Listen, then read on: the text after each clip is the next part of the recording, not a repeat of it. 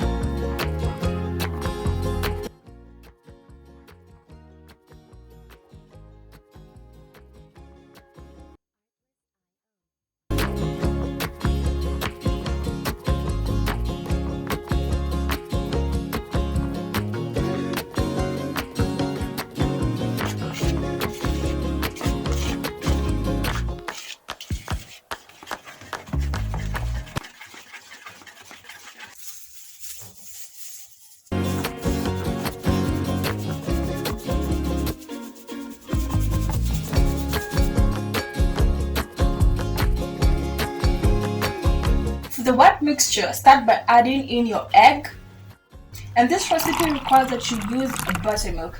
But if you don't have buttermilk, here's a quick tutorial on how you can make your own homemade buttermilk. Start off with your milk in a glass or a bowl, and then add in 2 tablespoons of lemon or vinegar and mix it and put it aside.